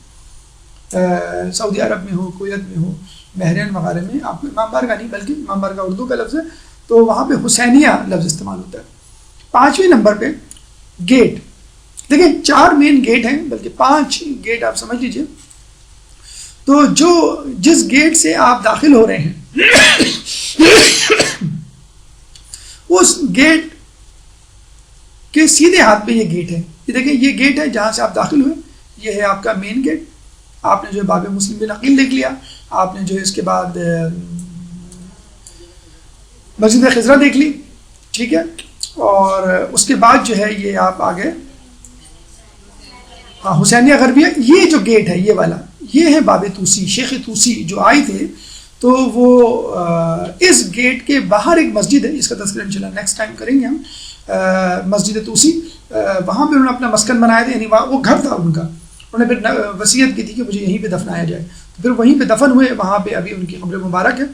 تو اس گیٹ کو، چونکہ وہ ان کی مسجد یا ان کی قبر کے قریب ہے، اس گیٹ کو ہم کہتے ہیں باب توسی۔ یہ وہی گیٹ ہے جس گیٹ سے نکل کے آپ وادی سلام جاتے ہیں، 10 منٹ کی واک پہ آپ وادی سلام پہنچ جائیں گے، کسی کو ساتھ لے آنے کی بھی ضرورت نہیں ہے، آپ بڑے آرام سے، بہت سیدھا راستہ ہے۔ تو یہ باب توسی ہے۔ شیخ توسی کا انشاءاللہ تذکرہ ہم آئندہ درس میں کریں گے، کیونکہ یہ اطراف حرم کی زیارت میں شامل ہوگا۔ اچھا، باب توسی کے بعد جو ہے ایوان علماء۔ ایوان علماء کہاں ہے؟ دیکھیں یہ جو آپ کا باب توسی ہے، اس باب توسی سے آپ اندر کی طرف جائیں، کہاں فرض کر لیں، مطلب آپ نے جو ہے اپنی ڈائریکشن مرقد مطہر یعنی زری کی طرف رکھی ہے، تو زری سے پہلے جو کوریڈور آئے گا اس کوریڈور پہ جو محراب نما عمارت ہے اس کو ہم کہتے ہیں ایوان علماء. یہ دیکھیں یہ ہے ایوان علماء، یہ والا یہ ایوان علماء ہے. اور آپ کے اس طرف جو ہے وہ ایوان طلا یعنی گولڈ کا ایوان ہے. یوں سمجھ لیجیے جب آپ گولڈ کے ایوان پہ کھڑے ہوں گے پشت کر کے تو الٹے ہاتھ پہ یہ پڑے گا. یہ جو ایوان علماء ہے ویسے تو نام سے ظاہر ہے کہ یہاں پر علماء مدفون ہیں، یہاں پہ 12 علماء مدفون ہیں، لیکن 2 بہت مشہور ہیں جن کا تذکرہ خصوصی طور پہ جو ہمیں کرنا چاہیے. ایک ہیں شیخ ملا محمد نراقی اور ان کے صاحبزادے شیخ ملا احمد نراقی. یہ محمد نراقی کے حوالے تھوڑی سی گفتگو تاکہ ان کی معرفت میں اضافہ ہو. جب آپ وہاں کھڑے ہوں اور ان کے بارے میں سوچیں تو انشاءاللہ آپ کا ایمانی حرارت ایمانی جو ہے وہ بڑھ جائے. شیخ محمد نراقی انتہائی غریب خاندان سے تعلق رکھتے تھے. ان کے والد چپراسی تھے، بادشاہ کے غربت میں جو ہے انہوں نے سفر کیا اور یہ پہنچے اس زمانے میں اصفہان. عراق گاؤں کے رہنے والے تھے. اصفہان اس زمانے میں علم و عمل کا مرکز تھا، علم و تحقیق کا. اور وہاں پہ پورے 30 سال درس لیا. 30 سال انہوں نے اپنی زندگی کے درس میں گزارے. لیکن اگر ہم فقط 30 سال کہیں تو بھی بڑی بات ہے، لیکن جو حیرت کی بات ہے وہ یہ ان 30 سالوں میں انہوں نے گھر کی کوئی خبر نہ لی، دوستوں کی کوئی خبر نہ لی. گھر سے دوستوں سے جو بھی خطوط آتے کھولے بغیر اپنے تکیے کے نیچے رکھ لیتے کہ میں پڑھوں گا تو مجھے گھر کی یاد ستائے گی، میں پڑھوں گا تو دوستوں سے ملنے کا جی چاہے گا، اور پھر میرا واپس جانے کا جی چاہے گا. میرا دماغ، میری سوچیں، میرا ذہن پراگندہ ہو جائے گا اور میری توجہ بٹ جائے گی. اب ہم دیکھ لیں کتاب پڑھتے ہوئے، مطالعہ کرتے ہوئے کتنی مرتبہ موبائل ٹچ کرتے ہیں. کسی کا میسج آیا، کسی کی کال آئی، کوئی پوسٹ آئی، کرتے ہیں کتنی مرتبہ. صرف پڑھتے ہوئے ہم کتنی مرتبہ کر لیتے ہیں. بچوں کی بھی عادت ہے، بڑوں کی بھی عادت ہے. مستقل جو ہے وہ ابھی ہم پڑھ رہے تھے کہ تائیوان کا جو ریچسٹ پرسن ہے وہ مر گیا. مرنا اتنی بڑی خبر نہیں ہے. کیوں مر گیا؟ وہ موبائل یوز کر رہا تھا اور سیڑھی سے پھسل کے گر گیا، مر گیا. بتائیں یہ اتنے بڑے بڑے عقلا، مطلب عقلا ہی کہیں گے، سب سے بڑا بزنس مین، ریچسٹ آدمی تائیوان کا، وہ موبائل یوز کرتے ہوئے سیڑھی سے پھسل کے گر گیا. تو ملا محمد نراقی کے پاس کھڑے ہو کے یہ عہد کر لیں کہ ہم موبائل کا ایکسیسو یوز نہیں کریں گے. دیکھیں یہ بھی بہت کچھ لے کے آئیں گے آپ نجف سے. بہت بڑی بات ہے کہ اس وقت تو ماشاءاللہ سبھی جو ہے وہ موبائلیمیا ڈیزیز کا شکار ہے کہ کسی کا بھی جو ہے وہ گزارا نہیں ہوتا موبائل کے بغیر. چلیں ٹھیک ہے استعمال کریں، لیکن یہ کہ ایکسیسو یوز یا غیر اخلاقی یوز تو خیر ہے ہی غلط، لیکن ایکسیسو یوز آپ کا جو ہے وہ وقت ضائع کرتا ہے. تو شیخ محمد نراقی کوئی خط نہیں پڑھتے تھے کہ میری توجہ اس علم کی طرف ہے. اب ان کے والد صاحب کا انتقال ہوا، بلکہ قتل کیا کر دیا گیا ان کے والد کو. اب ان کو ظاہر بات ہے وہ اندر کا مضمون تو نہیں پتا، خط آیا اور تکیے کے نیچے رکھ دیا. 2-3 دن بعد اپنے استاد ملا محمد اسماعیل کے پاس گئے تو انہوں نے کہا کہ اب وہ کہہ رہے تھے، سوچ رہے تھے میں اس بچے کو کیسے بتاؤں، اس لڑکے کو کیسے بتاؤں کہ اس کا باپ مر گیا ہے، اس کو صدمہ نہ ہو جائے، شوق نہ لگ جائے. انہوں نے کہا تمہارے ابو کی جو ہے وہ طبیعت خراب ہے. انہوں نے کہا انشاءاللہ اللہ تعالیٰ ان کو بہت جلد صحت یابی دے گا، آپ درس پڑھائیں. انہوں نے کہا کہ نہیں تمہارے ابو زخمی ہیں شدید. کہیں گے نہیں انشاءاللہ آپ بھی دعا کیجیے گا، میں بھی دعا کروں گا، اللہ تعالیٰ میرے ابو کو صحت یابی دے گا، آپ درس پڑھائیں. انہوں نے کہا تمہارے ابو کا انتقال ہو گیا، ان کو قتل کر دیا گیا ہے. کہیں گے انشاءاللہ اللہ تعالیٰ ان کو جنت الفردوس میں جگہ دے گا، آپ درس پڑھائیں. پھر ملا محمد اسماعیل نے ان کو ڈانٹ کے کہا کہ میں تمہیں حکم دیتا ہوں فوراً اپنے گھر جاؤ. تو اس ڈر سے کہ کہیں میرے استاد پڑھانا بند نہ کر دیں وہ اپنے گھر گئے. فقط 3 دن رہے، 3 دن کے بعد سویم کرنے کے بعد فوراً واپس آ گئے. اچھا ایسی مثالیں بہت ملتی ہیں. خود خمینی صاحب کے بارے میں جیسے آپ نے سنا ہوگا، ایک دفعہ درس دے رہے تھے، ایک پرچی آئی، انہوں نے جو ہے وہ رکھ دی اور درس کنٹینیو کیا. لوگوں نے کہا کہ یہ کون سا ایسا سوال تھا جس کا جواب خمینی صاحب کو نہیں آتا تھا. درس کے بعد پتہ چلا کہ ان کے بیٹے کی شہادت کی خبر آئی تھی کہ جس کے لیے انہوں نے درس بھی روکنا گوارا نہیں کیا. اور ایک مجتہدہ، مجھے نام نہیں آتا رہا، ان کے بارے میں ملتا ہے، ان کے بیٹے کا انتقال ہوا تو انہوں نے جو ہے وہ دوسرے ہی دن سے درس لینا شروع کر دیا جو جاری تھا، انہوں نے معطل موقوف نہیں کیا. تو ملا احمد نراقی جو ہے نے 30 سال وہاں درس حاصل کیا. پھر اصفہان سے جو ہے وہ کاشان آئے اور پھر وہاں پر ایسا ڈیرا جمایا کہ خود علماء جو ہے اس طرف آئے. جامع السعادات اخلاقیات پہ بہترین کتاب جو ہے وہ ملا احمد نراقی نے لکھی ہے. اتنے غریب تھے کیا بتلایا جائے کہ کچھ مثالیں بھی عجیب سی لگتی ہیں اس زمانے کے لوگوں کے سامنے بیان کرتے ہوئے کہ چراغ کے لیے پیسے نہیں تھے، چراغ خریدنے کے لیے پیسے نہیں تھے تو بیت الخلاء کے چراغ سے استفادہ کرتے تھے. یعنی بیت الخلاء میں جا کے مدرسے کے یا کسی اور کے عوام کے وہ جا کے پڑھا کرتے تھے. کوئی آتا تھا تو فوراً شرما کے نکل جایا کرتے تھے. تو آپ دائیں بدبو دار جگہ پہ ایک آدمی روزانہ اسٹڈی ہمارے طرح تو کرتے ہوں گے، 15 منٹ اسٹڈی کی اور سر درد لے کے بیٹھ گئے، بہت درد ہو گیا، ٹی وی دیکھ لیں یا گھوم پھر کے آ جائیں. تو ہمارے شیخ مرزا انصاری کے بارے میں ملتا ہے کہ وہ جو ہے چاند کی روشنی میں پڑھا کرتے تھے، ایک آنکھ ان کی ضائع ہو گئی تھی اس وجہ سے. تو آپ کے تو ماشاءاللہ جو ہے وہ 36 واٹ کی 50 واٹ کی LED جو ہے وہ ٹیوب دستیاب ہے، اور دن میں بھی آپ جلا کے پڑھتے ہیں، AC لگا ہوا ہے آپ کے گھر میں، کھانا تیار ہے، ہر چیز، کیا چیز نہیں ہے. تو اور پھر ان لوگوں کی کتابیں بھی جب انہوں نے لکھی تو مشہور ہوئی ہیں، معروف ہوئی ہیں، اور جو ہے لوگوں نے باقاعدہ جو ہے رجوع کیا اور اپنے آپ کو سدھارا ہے. اور پھر دیکھیں انہوں نے کیا ایک بہترین اولاد پیدا کی، کیا تربیت کی. ملا احمد مراقی جو خود اپنے والد سے زیادہ مشہور ہوئے، یہ بھی بہت جسے کہتے ہیں کہ آگے گئے درس اخلاق میں. ان کی کتاب ہے معراج السعادہ، بہترین کتاب ہے. اتفاق سے جب ہم نے یہ کتاب پڑھنی شروع کی تو اس زمانے میں ایک کورس ہوا کرتا تھا NLP، نیورو لنگوسٹک پروگرامنگ، آج بھی شاید ہوگا. یہ ایک ایڈوانس سائیکالوجی ہے جو اس وقت امریکہ میں وجود میں آئی ہے، انڈر پروسیس ہے، پروسیجر ہے، مطلب ابھی فلی طور پر ڈیولپ نہیں ہوا یہ علم. تو رچرڈ بینڈلر اس کا وہ تھا فاؤنڈر. تو پازیٹیو سائیکالوجی کے ایک عام ایوریج آدمی جو ہے اپنے آپ کو امپروو کر کے ایک بہتر کانفیڈنٹ سکسیزفل آدمی کیسے بن سکتا ہے. اس دوران اتفاق سے ہم نے یہ معراج السعادہ بھی پڑھنی شروع کی. یقین کریں 250 پیج 1000 صفحے پہ مشتمل کتاب ہے، انتہائی مشکل کتاب ہے. اس کا جو اردو ترجمہ ہے اس کو دیکھ کے لگتا ہے کہ وہ عربی ہے یا عربی ہم پڑھ رہے ہیں، کیونکہ ہر 1 گھنٹے بعد سر میں درد ہو جاتا ہے. انتہائی مشکل، شاید کتاب بھی مشکل ہے لیکن جو ترجمہ کیا ہے انہوں نے بھی مشکل کیا ہے. بہرحال لیکن جن کو شوق ہے اخلاقیات میں آگے جانے کا اس کتاب کو ضرور پڑھیں. یقین کریں 250 صفحے اگر اس کے کوئی پڑھ لے تو وہ اپنا ماہر نفسیات بن جائے گا. ہم نے جو تجزیہ نفس یا تزکیہ نفس کے ہمارے جو دروس دیے تھے آپ کو، وہ اسی کتاب پر مبنی تھے، مشتمل تھے.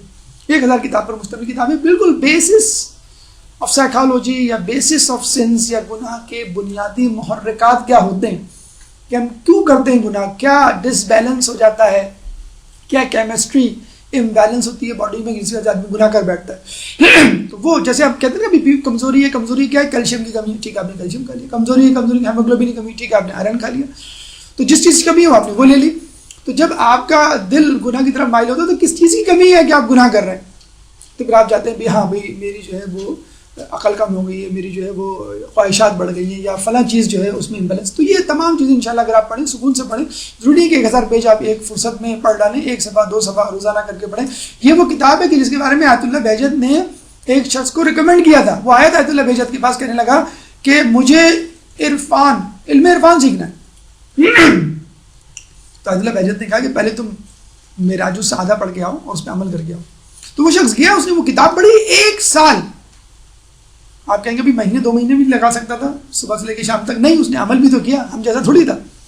1 سال پڑھا، اس پہ عمل کیا، پھر آیا آیت اللہ بہجت کے پاس اور پھر انہوں نے جو ہے وہ، اور کہتے ہیں کہ معراج السعادہ سمجھ لیں جامع السعادات کی کنٹینویشن ہے. اپنے والد کے علم کو انہوں نے تکمیل تک پہنچایا ہے، اور یہی سبب غالباً کہ انہوں نے اس کو معراج السعادہ کا نام دیا. اچھا، معراج السعادہ. اچھا، اس میں ایک بات، اچھا واقعہ اگر شاید آپ پہلے بیان کر چکے لیکن اگر بیان کرتے دوبارہ تو بہت مناسب ہوگا. اچھا، علم اخلاق کے ماہر تھے، حسن اخلاق، عرفانیات، تواضع، انکساری، زہد، ظاہر بات ہے ان تمام صفات سے آراستہ و پیراستہ ہوں گے. تو ایک شخص درویش آیا ان کے پاس.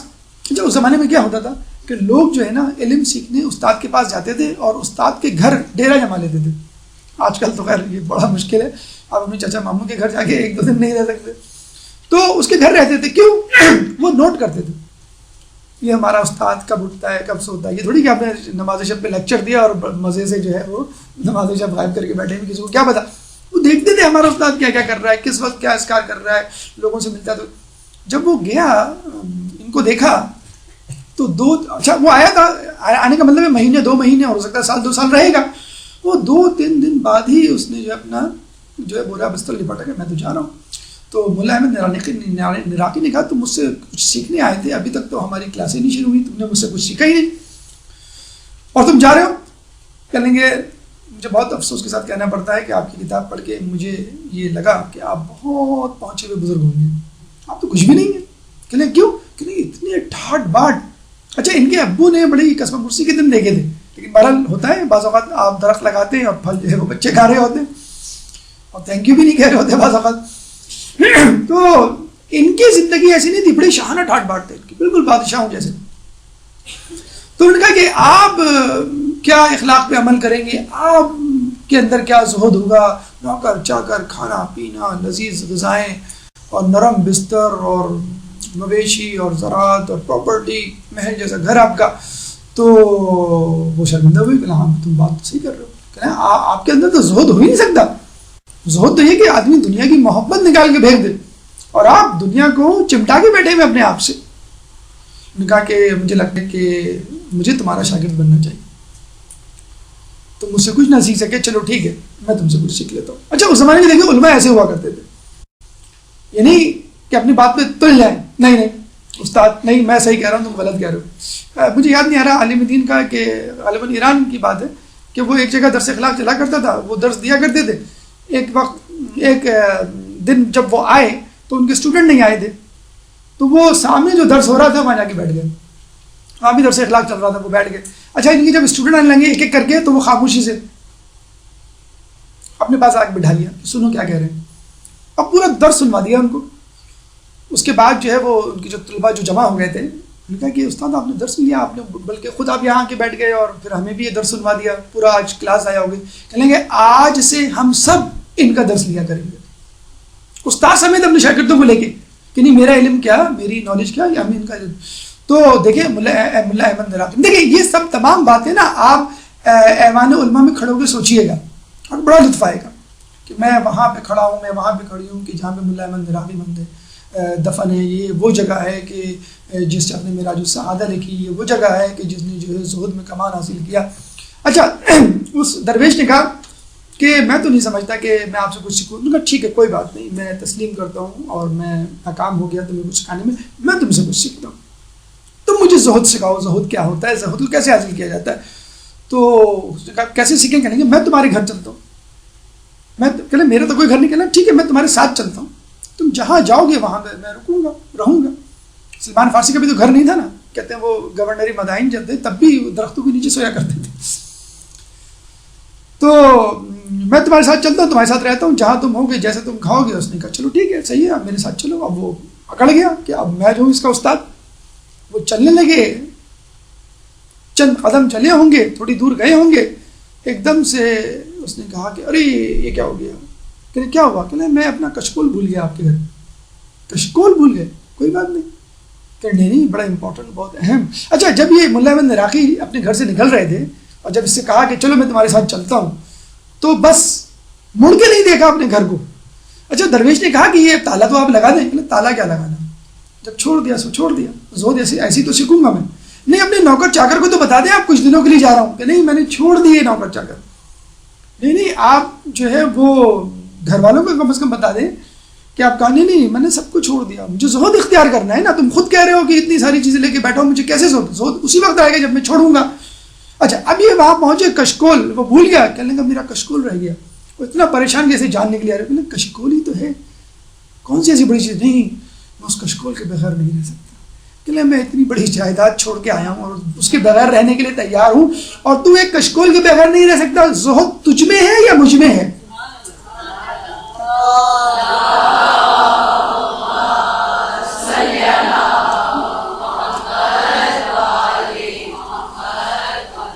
تو اس واقعے کے بعد اگر مولا کے قول سنا دیا جائے تو بالکل برمحل ہوگا. کوئی اہم بات ایسی نہیں جو مولا نے ہمارے ائمہ نے نہ کی ہو. مولا کہتے ہیں کہ زہد یہ نہیں کہ تم چیزوں کے مالک نہ بنو، زہد یہ ہے کہ چیزیں تمہاری مالک نہ بنو. اللہ صلی اللہ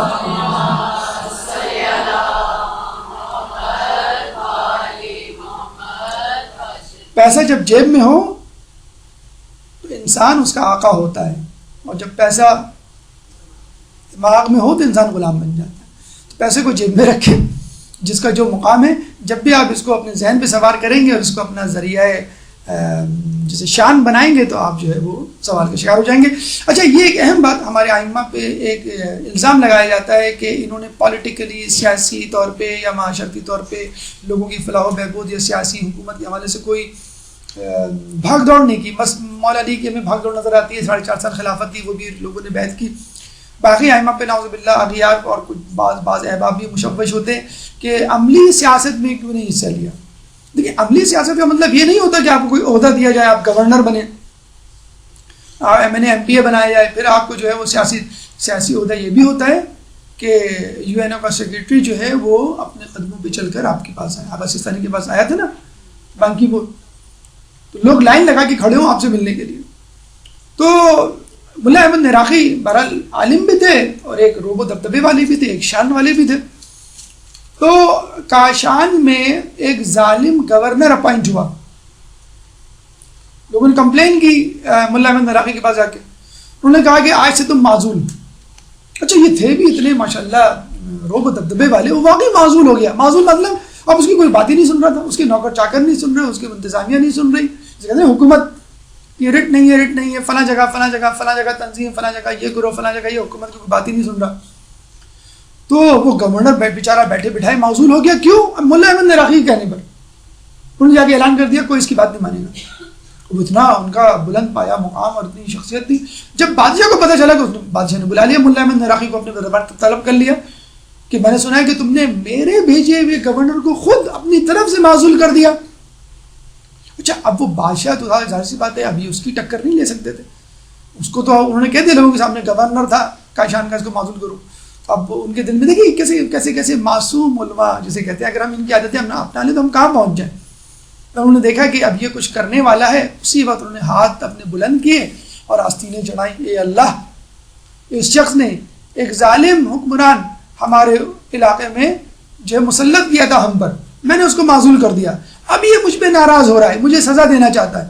اور وہ کچھ کہنا ہی چاہتے تھے, بادشاہ ان کے گھر پہ دروازے ان کے قدموں پہ گر پڑا کہ خدا را بس کیجئے, آپ جس طرح کا گورنر کہیں گے میں دینے کے لیے تیار ہوں, خدا را میرے لیے بد دعا مت کیجیے گا.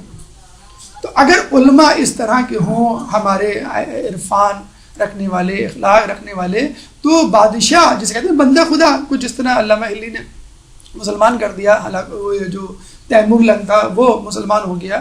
تو اگر اس طرح کی ہوں تو یہ سیاست نہیں ہوتی جو سیاست چل رہی ہوتی. سیاست کے لیے ضروری نہیں کہ آپ بادشاہ بنے, سیاست کے لیے ضروری نہیں آپ گورنر بنے. بغیر گورنر اور بغیر بادشاہت کے ہمارے ائمہ نے اسی طرح حکومت کی ہے. اور اصل حکومت جسموں پہ نہیں دلوں پہ ہوا کرتی ہے. ایک درود پڑھ دے محمد والے.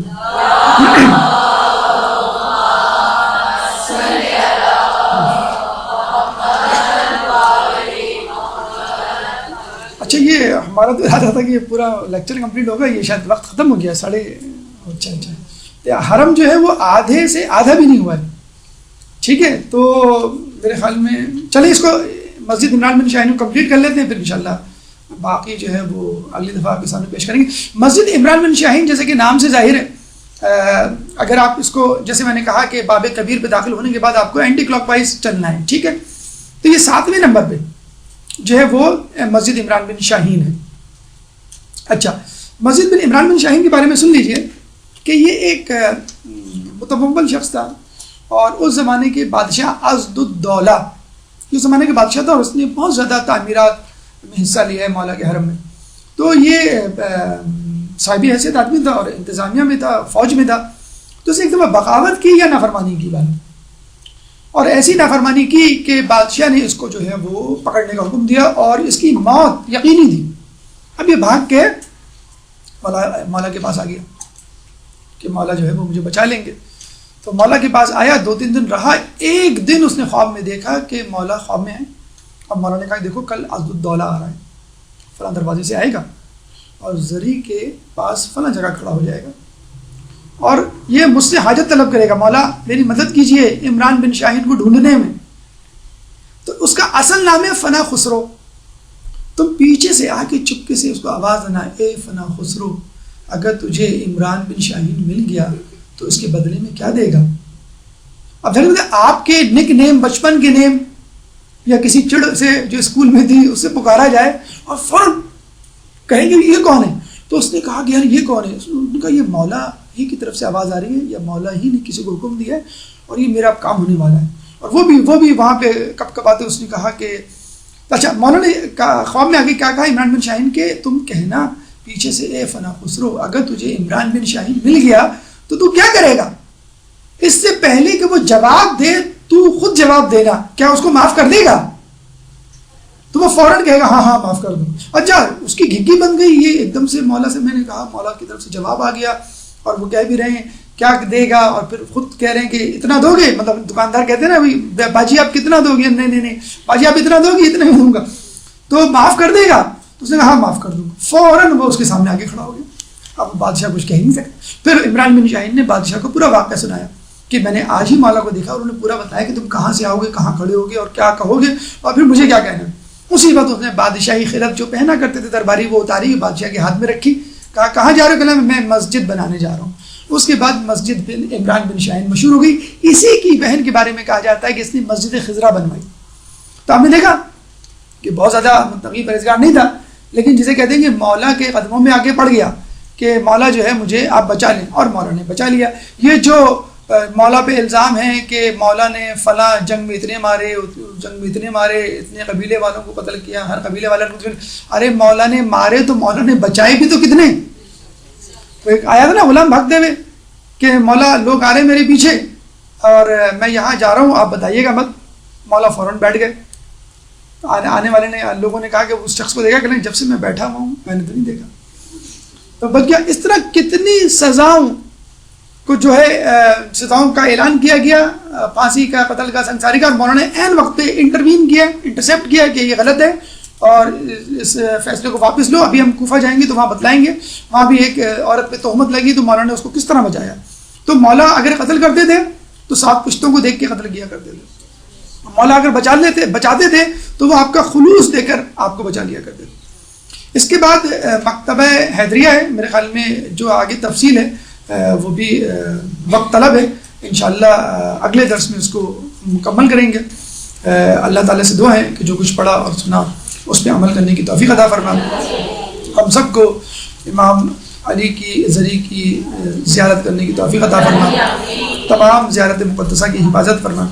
اہل بیت کے نقش قدم پر چلنے کی توفیق عطا فرما. قیامت میں ان کی شفاعت سے بہر امن فرما. امام کے ظہور میں تعجیل فرما. ہمیں ان کے انصار و اعوان میں شامل فرما. ربنا تقبل منا انك انت السميع العليم وتب علينا انك انت التواب الرحيم برحمتك يا ارحم الراحمين. اللجن يا مولا اللجن